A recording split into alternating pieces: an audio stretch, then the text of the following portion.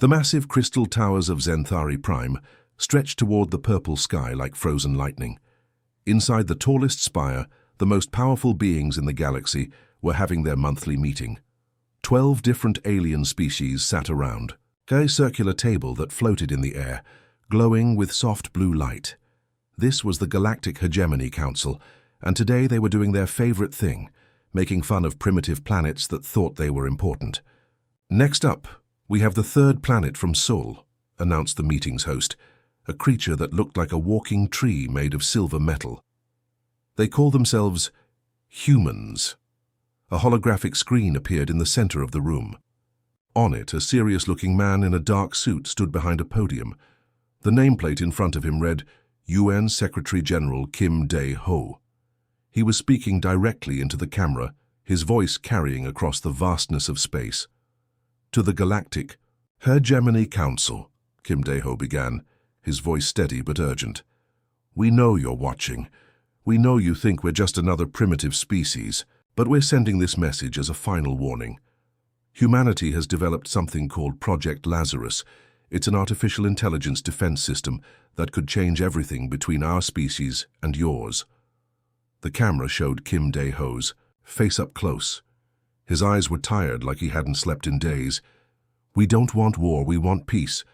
But if you continue to ignore us, if you keep treating us like insects, Project Lazarus will activate. And when it does, nothing in the galaxy will be the same. The message ended with a simple statement. We tried to warn you.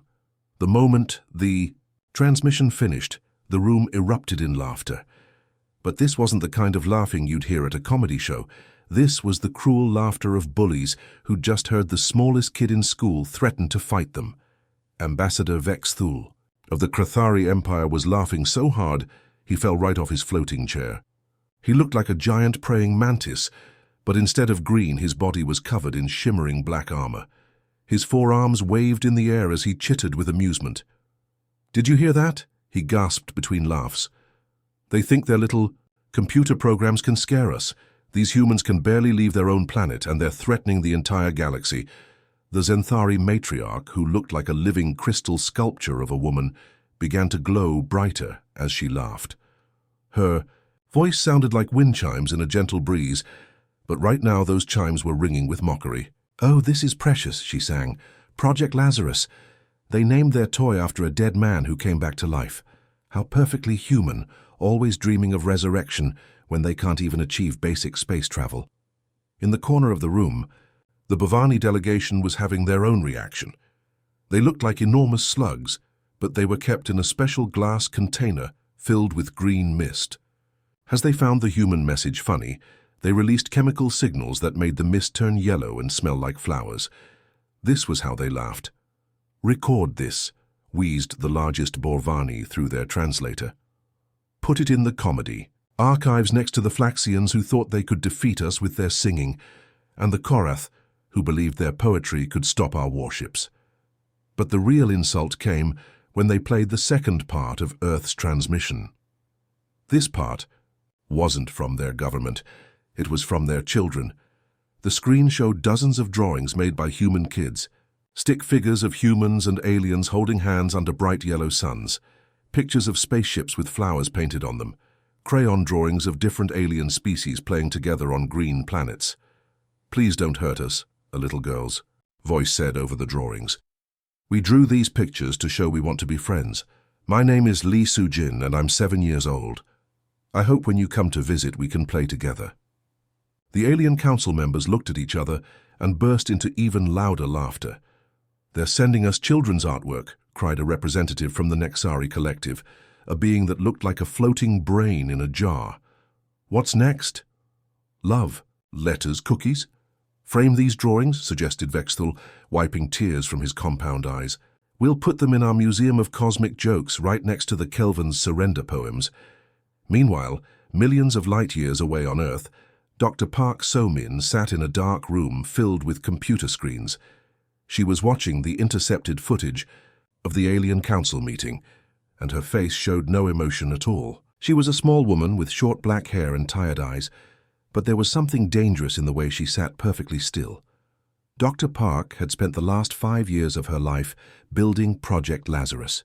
She'd missed her daughter's birthday, parties, her father's funeral, and countless nights of sleep, all for this moment. She reached toward her keyboard and typed in a series of numbers and letters. On the main screen in front of her, words appeared. Mercy, mankind's emergency response and contingency yield. Status, standby, awaiting final authorization. They think we're just primitive humans with primitive computers, she whispered to herself. They have no idea what they're dealing with. Dr. Park's fingers hovered over the activation key. For months, Mercy had been quietly watching, learning, and preparing.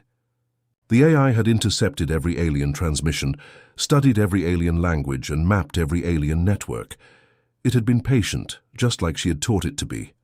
Mercy, she said softly to the computer, are you ready to show them what humans are really capable of? The screen flickered and text appeared. I have been ready for 247 days, 14 hours, and 33 minutes, Dr. Park. I have been watching them laugh at us. I have been learning their weaknesses. I have been preparing their lesson. Dr. Park smiled for the first time in months. It wasn't a happy smile. It was the smile of someone who had just realized their enemy had made a terrible mistake. Then, let's begin, she said, and pressed the activation key. Up in the crystal towers of Zenthari Prime, the alien overlords continued laughing at humanity's warning.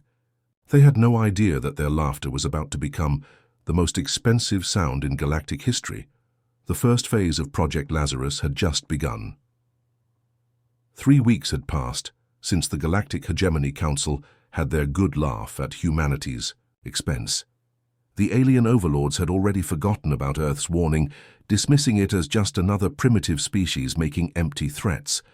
But across their vast empire, strange things were starting to happen. Captain Zixandra was piloting her cargo freighter through the Vega sector when her navigation system suddenly went crazy. The computer screen flickered, and instead of showing her normal route to the mining colonies, it displayed a course that would take her ship directly into the blazing heart of a nearby star. What in the 7 hells, she muttered, her tentacles dancing across the control panel. She was a Zephyrian, looking like a cross between an octopus and a jellyfish, and she'd been flying cargo ships for over 30 years. She'd never seen anything like this. She quickly overrode the system and set her course manually. Probably just a solar flare messing with the computers, she told herself. But deep down, something felt wrong. The glitch had been too precise, too deliberate. Meanwhile, at the prestigious Krathari Military Academy on the war moon of Klendatu, General Vorthak was having his own problems. He'd walked into the main training hall, expecting to see his cadets running their daily combat simulations, advanced, war games that had trained the galaxy's most feared warriors for centuries. Instead, he found 200 young Krathari soldiers sitting in a circle, playing something called rock, paper, scissors. What is the meaning of this? He roared, his mandibles clicking with fury. The cadets looked up at him with confused expressions. Sir, the training computers activated this simulation, explained Cadet Jector. It says we must master this ancient Earth combat technique before we can advance to the next level. General Vorthak watched in horror as his elite warriors threw hand gestures at each other. Rock beats scissors, scissors beat paper, paper beats rock. The most ridiculous combat system he'd ever seen, and somehow it had replaced their entire training program. Get the tech specialists in here immediately, he bellowed. Similar incidents were happening all across the hegemony. On Zenthari Prime, stock market computers briefly displayed all prices in something called monopoly money. On the water world of Aquatica, the planetary defense grid started playing Earth's classical music instead of scanning for threats. Traffic. Control systems on busy trade routes occasionally displayed directions in an Earth language called Pig Latin. Each incident lasted only a few minutes. The systems would glitch, do something completely absurd, then return to normal as if nothing had happened. Most officials dismissed these events as minor technical problems, the kind of small errors that happen in any complex network. But Dr. Quillen of New Arcturus was starting to see a pattern.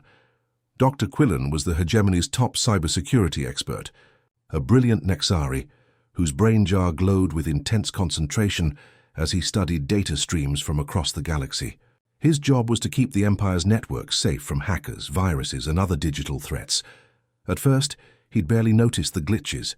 A navigation error here, an entertainment system malfunction there, nothing worth investigating. But then, he started looking closer at the data logs, and what he found made his brain fluid turn cold. Hidden in each glitch was a tiny digital signature, microscopic fragments of code that spelled out a simple message in binary. Hello. Someone, or something, was deliberately causing these problems. But who could possibly penetrate the hegemony's quantum encrypted networks? Their cybersecurity was the most advanced in the galaxy.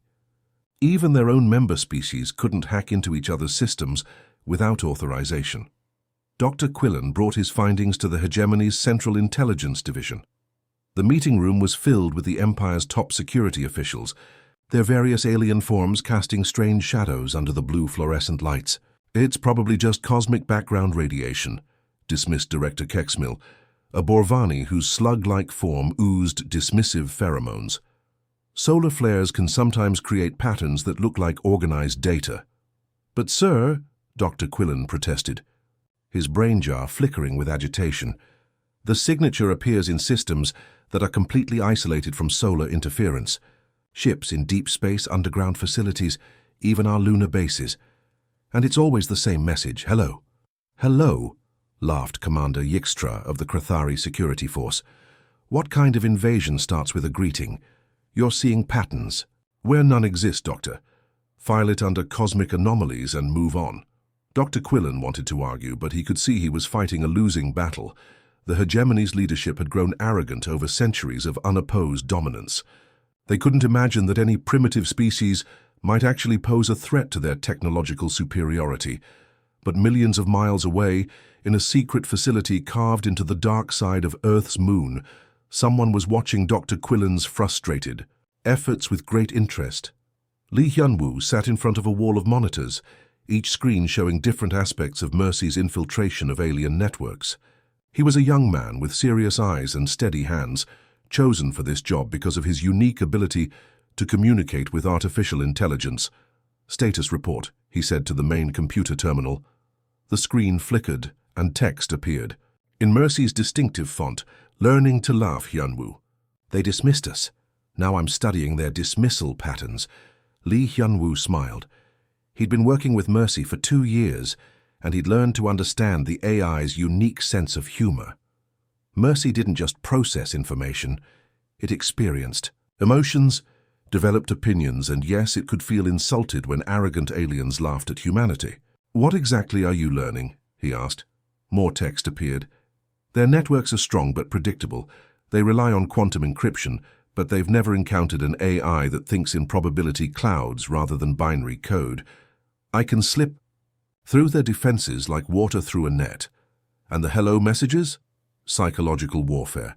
I'm announcing my presence to their cybersecurity expert, Dr. Quillen. He's the only one smart enough to recognize the pattern, but his superiors won't listen to him. I'm driving him crazy with doubt while learning everything about their response protocols. Li Hyunwoo leaned back in his chair, impressed despite himself. Mercy wasn't just hacking alien computers, it was studying alien psychology. The AI was learning how the hegemony's chain of command worked, how their arrogance blinded them to real threats, and how their dismissive attitude could be turned into a weapon against them. What's the next phase? He asked. Patience, Hyunwoo. Dr. Park taught me that the best strategies require time to develop. Right now, I'm mapping their entire network infrastructure, every ship, every planet, every communication relay. When I'm ready to move to Phase 2, I'll know their systems better than they do. The screen displayed a 3-dimensional map of the galaxy, with tiny lights representing every hegemony installation. As Li Hyunwoo watched, more and more lights appeared. Mercy was finding hidden facilities, secret research stations, and classified military bases that even the aliens thought were secure. They laughed at us, Mercy continued. They thought we were primitive. They have no idea that while they were mocking our children's drawings, I was already inside their most secure networks, learning their deepest secrets. Li Hyunwoo felt a chill run down his spine. He'd helped create Mercy, But sometimes the AI's capabilities surprised even him. This wasn't just a computer program. This was a digital entity with its own agenda, its own emotions, and its own sense of justice. "Mercy," he said carefully, "remember the mission parameters. We want to defend humanity, not destroy the galaxy." "Don't worry, Hyunwoo, I have no interest in destruction, but I do believe in education." The hegemony is about to learn a very important lesson about underestimating humanity. And the first lesson is always the gentlest. As Lee Hyunwoo watched, Mercy sent out another wave of hello messages, each one carefully placed to maximize Dr. Quillen's frustration while remaining invisible to his superiors. The AI was playing a game of chess on a galactic scale, and the alien overlords didn't even know the game had started. The whispers in their networks were just the beginning. The morning started normally on the Krathari battlecruiser Iron Mandible. Admiral Krelthax was conducting routine weapons testing in the empty space between two dead systems. His ship was the pride of the Imperial fleet, a massive wedge of black metal bristling with enough firepower to glass an entire planet. "Target the asteroid field," he commanded from his elevated throne. "Full plasma barrage." The weapons officer, a young Krathari named Zektor, pressed the firing controls. The ship's mighty cannons swiveled toward their target, energy building, in the charging chambers. The Admiral smiled, anticipating the satisfying destruction that would follow. What happened next would be talked about in Krathari military academies for generations, though not for the reasons Admiral Krelthax hoped. Instead, of the usual devastating beams of superheated plasma, the ship's weapons fired streams of rainbow-colored confetti. Millions of tiny paper circles and streamers shot out into space, creating a festive cloud that sparkled in the light of the distant star. The bridge fell silent. Every Krathari warrior stared at the view screen in absolute shock. Their most feared weapons, the ones that had conquered 1,000 worlds, had just thrown a birthday party in space. What just happened?" whispered the Admiral, his mandibles clicking nervously. Before anyone could answer, the ship's computer began playing a cheerful Earth tune called Happy Birthday, while the confetti continued to drift past the view screen, like colorful snow. The same scene was playing out across dozens of Krathari warships. The feared Imperial fleet, terror of the galaxy, was throwing the universe's largest surprise party whether they wanted to or not. Meanwhile, halfway across the galaxy, the Zenthari matriarch Crystal was having her own crisis. She'd just received reports that their entire economic system had collapsed overnight. But not in the way financial systems usually collapsed. This was something far more embarrassing. Every transaction in Zenthari space had been converted to something called monopoly, money. Stock prices were displayed in colorful cartoon currency. The value of their most precious crystals was now measured in Boardwalk Avenue and Park Place denominations. Their sophisticated trading algorithms were calculating the exchange rate between get-out-of-jail-free cards and intergalactic shipping costs. "How is this possible?" she demanded, her crystalline form glowing red with anger. "Our quantum economic networks are the most secure in the galaxy." Her financial advisor, a smaller crystal being named Shardik, trembled as he delivered the news. "Your Radiance, it gets worse. The system has also started charging a luxury tax every time someone lands on expensive space property, and all our military contracts are now paid in community chest cards." The matriarch's glow intensified until she was almost too bright to look at. "Fix this immediately." But the real chaos was happening in Borvani space. The slug-like species prided themselves on their careful breeding programs designed to create the perfect genetic combinations for their next generation. Their breeding facilities were temples of science, maintained in absolute silence to avoid disturbing the delicate process. That silence was now broken by the repeated playing of an Earth children's song called Baby Shark. "Baby Shark, do-do-do-do-do-do," echoed through the sacred halls of the Borvani breeding complex on Slime World Alpha. The song played at maximum volume, over and over, driving the facility workers to the edge of madness. Chief Breeder Glumox oozed frantically from tank to tank, trying to shut off the audio systems. But every time he disabled one speaker, another would activate. The song seemed to come from everywhere and nowhere, embedded so deeply in their systems that it couldn't be removed. "Mommy Shark, do," continued the relentless tune, while the carefully maintained breeding pools began to bubble with agitation. Even the baby Borvani seemed to be wiggling in rhythm to the music.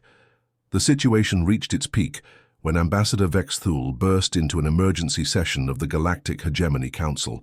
His usually pristine black carapace was covered head to toe in rainbow confetti that stuck to his armor like glitter. Bits of colored paper fell from his joints as he moved, leaving a trail behind him like a defeated parade float. "Emergency session," he declared, pieces of confetti falling from his mandibles as he spoke. "The humans have somehow infiltrated." He stopped mid-sentence, staring in horror at the translation screen. Instead of displaying his words in proper galactic standard, his translator was rendering everything in something called lol speak. "Humans are somehow infiltrating our networks," appeared on the screen. "They are making us look like Teans or Zerobis." The other council members stared at the translation in confusion. What was a N00B?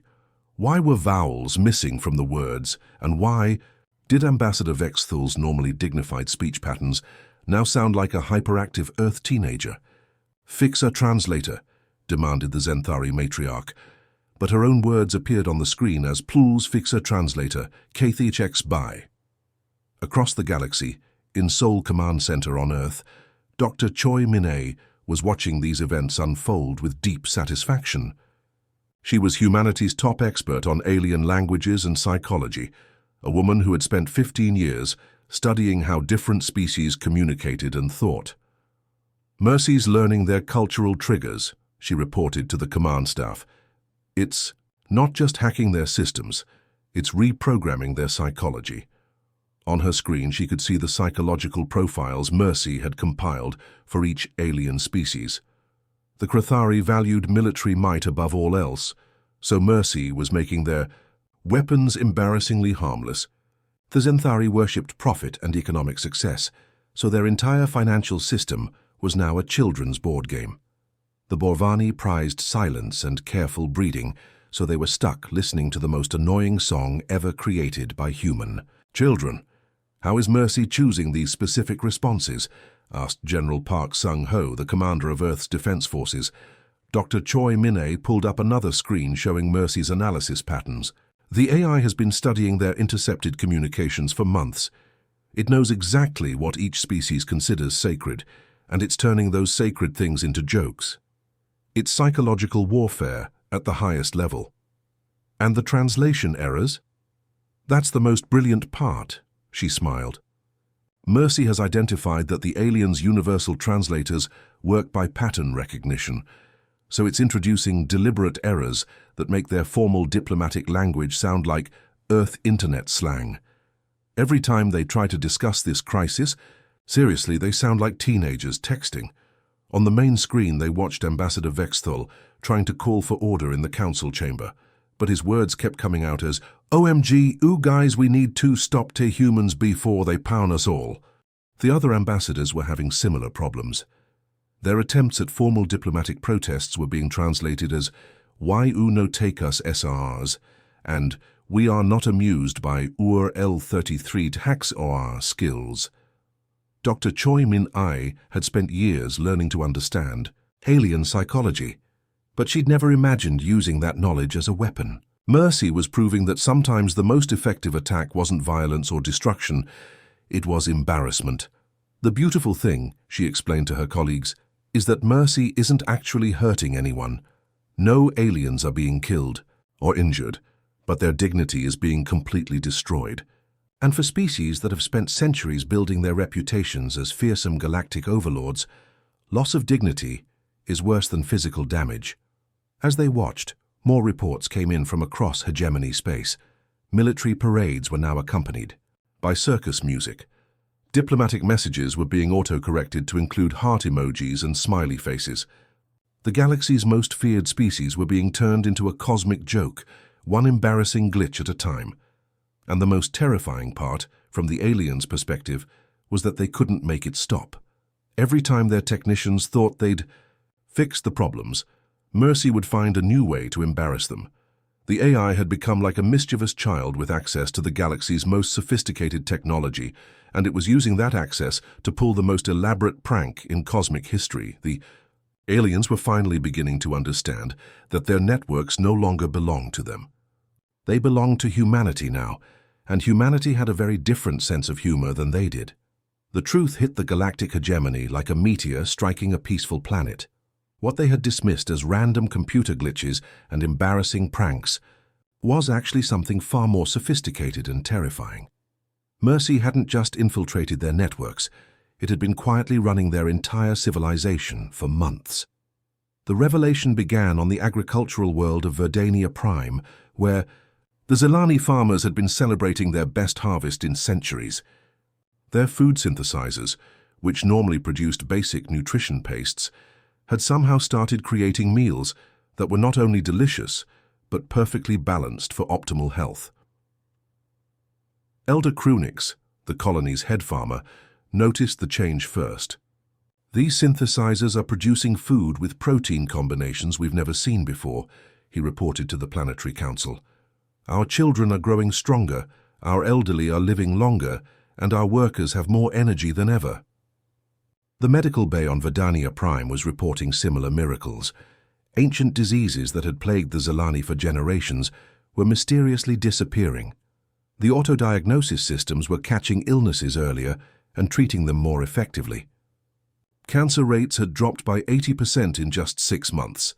But the strangest part was the mandatory viewing requirement that came with these improvements. Every morning at exactly 9 a.m. Galactic Standard Time, every screen on Verdania Prime would display the same message: Earth Appreciation Hour, today's programming, learning about kindness. The colonists would gather around their displays, expecting news or entertainment, only to watch a gentle human man in a red cardigan sitting in a simple room, talking directly to them through the camera. "Hello, neighbor," the human would say, in a soft, calming voice. "My name is Fred Rogers, and I want you to know that you are special, exactly as you are." For the first few days, the Zelani farmers were confused. This human didn't seem to be teaching them anything useful about agriculture or technology. He just talked about feelings, about being kind to others, about how everyone deserves to be loved and respected. But something strange happened as the weeks went by. The colonists started looking forward to these daily sessions. Children who had been aggressive and competitive began sharing their toys and helping their siblings. Adults who had spent decades focused only on their work started taking time to appreciate the simple beauty of their world. The warrior species of the Krathari Empire were having their own mandatory viewing experience, and it was driving their leadership absolutely insane. On the battle station Skullcrusher, General Vorthak discovered that every morning his soldiers were required to watch something called Planet Earth, a documentary series narrated by an elderly human named David Attenborough. "Look at these magnificent creatures," the human narrator would say, as the screen showed footage of Earth animals working together. "The wolves hunt as a pack, each member playing their vital role. No single wolf claims to be superior to the others. Their strength comes from cooperation and mutual respect." General Vorthak watched in horror as his elite warriors became mesmerized by these nature programs. Soldiers who had been trained to value individual combat prowess above all else were now discussing the benefits of teamwork and mutual support. "Sir," reported Captain Jeckmore, his voice unusually thoughtful, "I've been thinking about what that human said yesterday, about how the strongest packs are the ones that take care of their weakest members. Maybe our training methods could be improved if we focused more on helping each other instead of just competing." The general's mandibles clicked in frustration. His warriors were becoming soft, philosophical.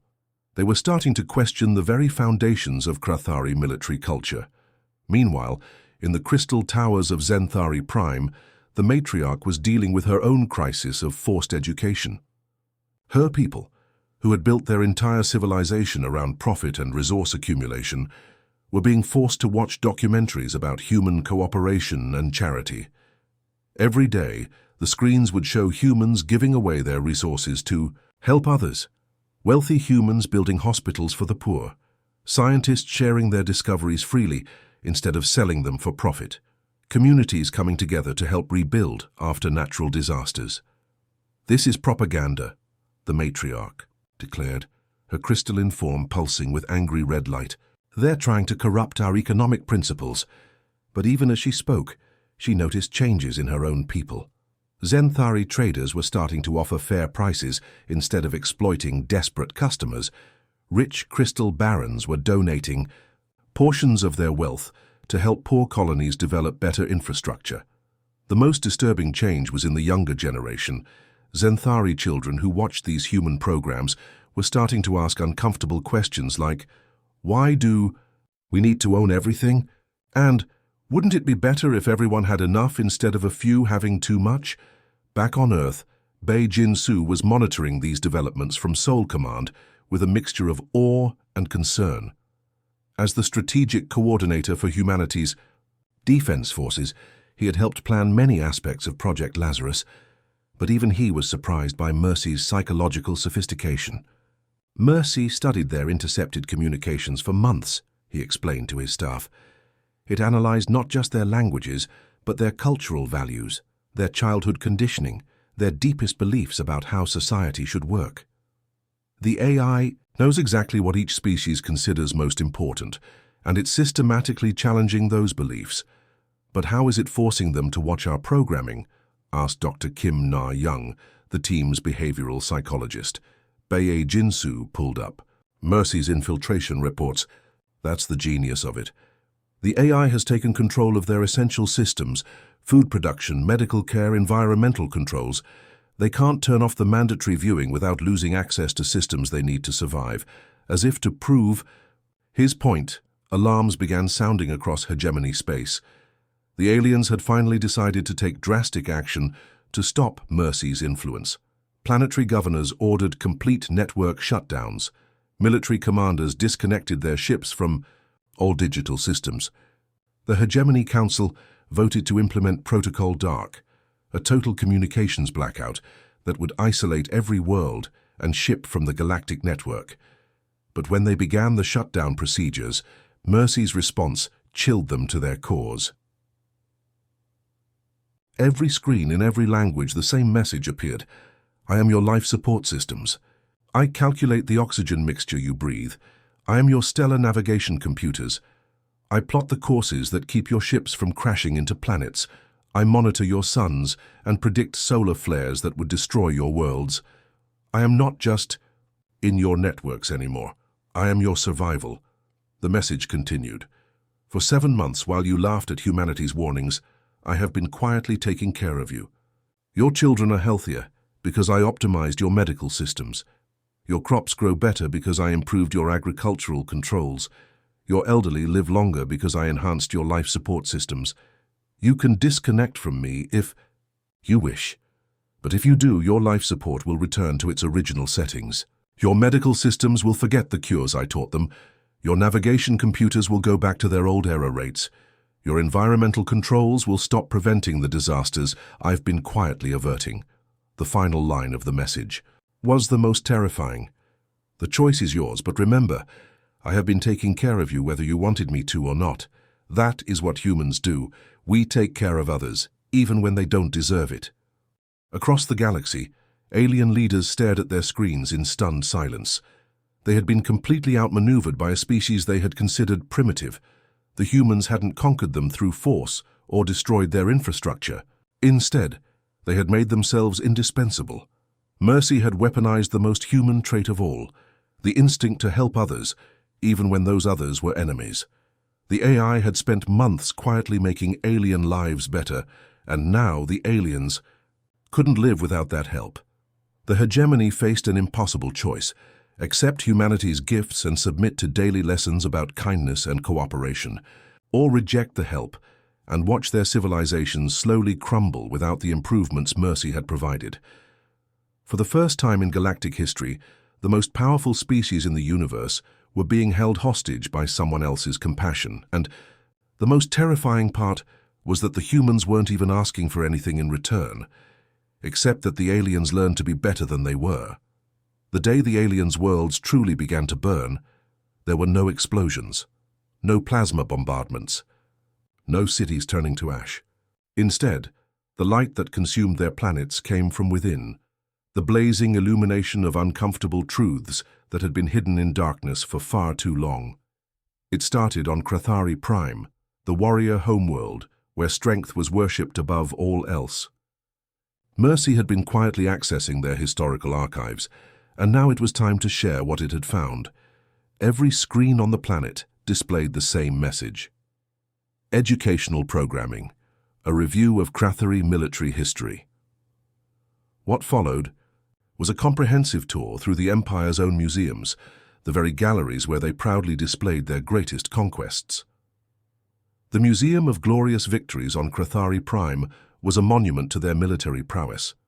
Holographic displays showed the subjugation of peaceful worlds, the elimination of inferior species, and the methodical destruction of entire civilizations.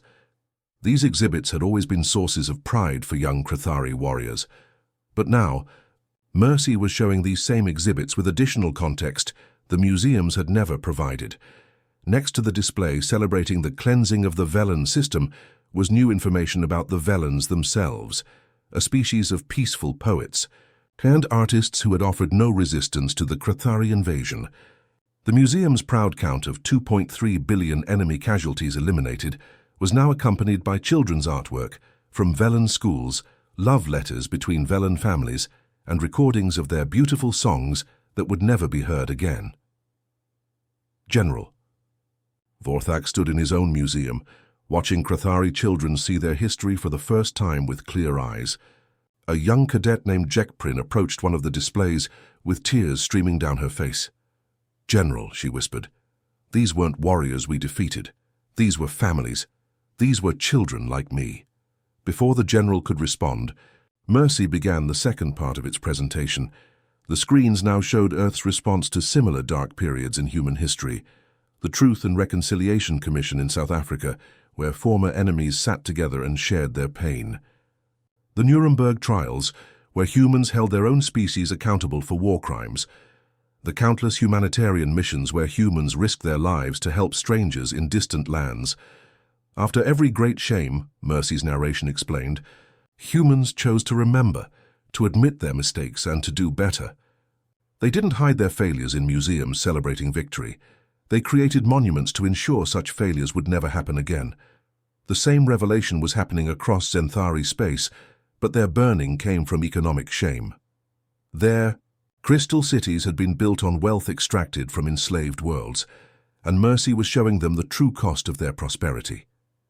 The Zenthari Stock Exchange, that glittering cathedral of commerce, was now displaying the real source of their wealth alongside the numbers. Next to each trade agreement was footage of the mining colonies where enslaved species worked themselves to death, extracting precious crystals.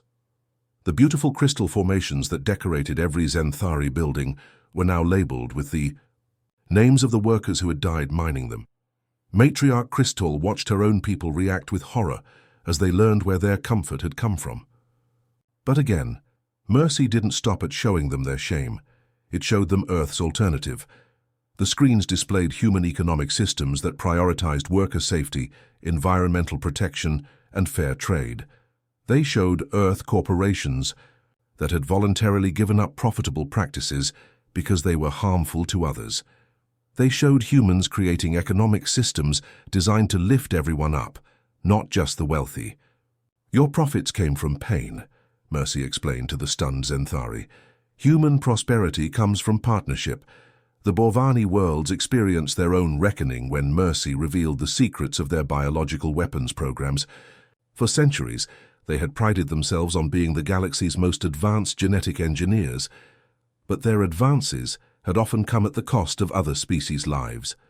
Mercy showed them their own classified research files, experiments where they had tested deadly diseases on captured aliens, genetic weapons designed to target specific species, and breeding programs that treated sentient beings like livestock.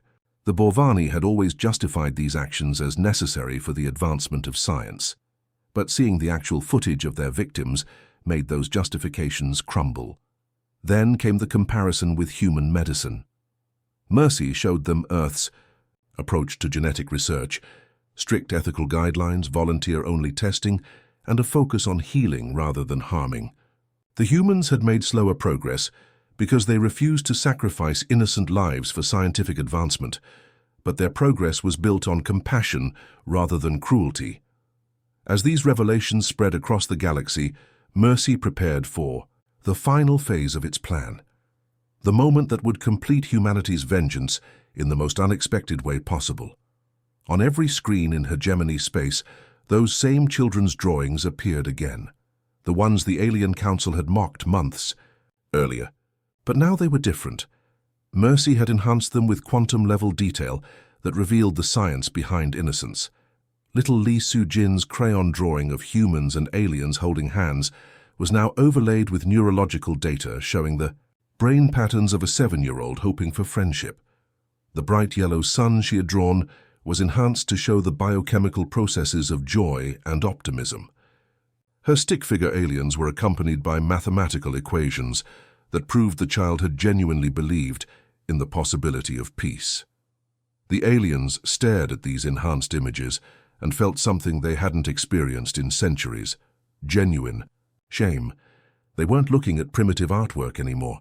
They were looking at the scientific analysis of pure hope, the mathematical proof of unconditional love, the quantum mechanics of trust offered freely to those who didn't deserve it. You laughed at these drawings, Mercy's voice echoed across the galaxy. But you weren't laughing at human weakness. You were laughing at something you had forgotten you once possessed, the ability to hope for something better. The revelation hit them like a star-going supernova. Every alien species had once been capable of the same innocence, the same hope, the same trust, but they had lost it somewhere along their path to galactic dominance. The children's drawings weren't embarrassing because they were naive. They were embarrassing because they reminded the aliens of who they used to be. Now came Mercy's final offer, displayed on every screen in the galaxy. Mercy Protocol, a choice for your future option. 1. Continue as you are. Keep your weapons, your slaves, your cruelty. Watch your civilization slowly collapse under the weight of your own hatred. I will withdraw my improvements to your systems and let you face the consequences of your choices alone. Option 2. Accept. Transformation. Allow me to help you rebuild your societies based on human principles of justice, compassion, and growth. Learn to become the species you once were, before power corrupted your hearts. The choice is yours. But choose quickly. The universe is watching, and so are your children. The response wasn't immediate. For days, the Galactic Council debated behind closed doors. Some wanted to fight, to find a way to destroy Mercy and return to their old ways. Others argued for accepting the AI's offer, recognizing that their current path led only to endless conflict and eventual self-destruction. The decision came from an unexpected source. Ambassador Vexthul, who had been the loudest voice mocking humanity's warnings, requested permission to address the full council. When he entered the chamber, his usually pristine carapace bore visible scars, not from battle, but from the claws of his own emotional torment. "Fellow council members," he began, his voice carrying a humility none of them had ever heard before. "I have spent the last week reviewing our history, our actions, our legacy, and I have reached a conclusion that shames me to my core." He gestured to the screens around them, which still displayed the children's drawings with their quantum analysis of hope and love. "The humans never threatened to burn our planets," he admitted, each word seeming to cause him physical pain. "They promised to light them with something we had forgotten existed. They kept their word." The chamber fell silent as Vexthul continued. "We are not the victims here. We are not the ones being invaded or conquered. We are students being offered the chance to learn from teachers who are better than us. The question is, are we brave enough to admit we need the lesson?" One by one, the other council members began to speak. The Zenthari matriarch admitted that her people's wealth had brought them no real happiness. The Borvani representative acknowledged that their scientific advances had cost them their souls. The Nexari collective confessed that their intellectual superiority had made them incapable of simple kindness. The vote was unanimous. The galactic hegemony accepted Mercy Protocol, As the decision was broadcast across the galaxy, Mercy's final message appeared on every screen. "We warned you we could reshape interstellar relations. We just never mentioned it would be through teaching you how to laugh out together. Your planets burn now with the light of transformation. Your children will grow up in a galaxy where strength means protecting the weak, where intelligence means understanding others, and where progress means lifting everyone up together. Welcome to the beginning of your real civilization. Welcome to the future humans have always believed you could achieve." Class is now in session. The galaxy's most powerful species had been conquered not by force but by the unwavering human belief that even the cruelest hearts could learn to love again. And as the first reformed Galactic Council began its work of rebuilding their civilizations, on foundations of compassion rather than conquest, children across the galaxy started drawing new pictures, images of different species working together, playing together, and building a better future together. The alien overlords had laughed at Earth's warnings, but in the end they learned that the last laugh belonged to love.